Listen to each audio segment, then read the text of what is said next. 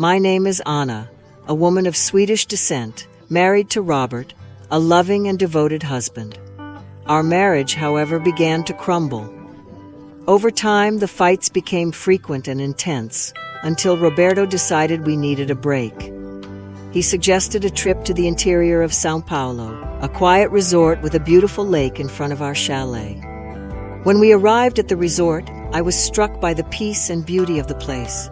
The lake reflected the blue sky, and the cottage looked like something out of a fairy tale. It was the perfect refuge to calm our minds and hearts. But despite the calm, tensions between us still persisted. It was during one of these walks around the lake that I met Ricardo, the owner of the resort. He was a 70-year-old widower with an aura of wisdom and serenity that captivated me. Ricardo began to court me with gentle gestures and sweet words, something I did not expect. Over time, Ricardo became a constant and comforting presence. He kept me company while Roberto isolated himself, lost in his thoughts. The age difference between us seemed irrelevant compared to the charm and comfort Ricardo afforded me.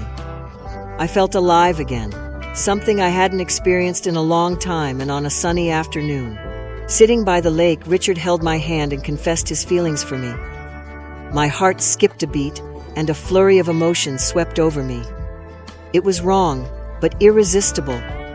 I knew I was about to cross a line of no return. I gave in to Ricardo's charm and power.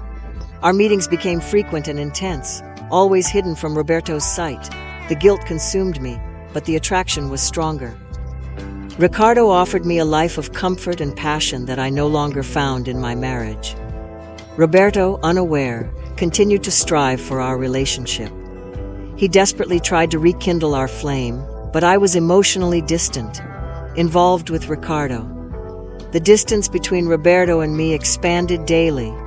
Inevitably, Roberto discovered our betrayal and, heartbroken, confronted me with pain and disappointment, shattering my heart. But I had already made my choice. I told him that I was in love with Richard, that I could no longer continue with our marriage.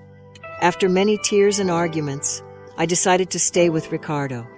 He promised me a life of love and stability, something I craved. I left Roberto and our story behind, embarking on a new journey with Ricardo, the man who had won my heart. Now look at the lake that has witnessed so many changes. I feel a mixture of sadness and hope. My life has taken an unexpected turn, and all I can do is move on, learning to live with the consequences of my choices.